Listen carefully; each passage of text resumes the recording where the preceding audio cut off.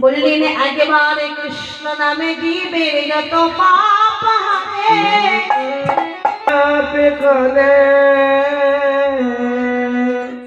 হরি বল হরি বল।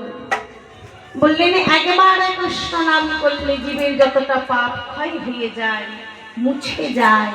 জীবের সাধনায় জীব তত পাপে করে। তাহলে মা আমরা তো এসেছি কৃষ্ণ ভজন সাধনে করতে।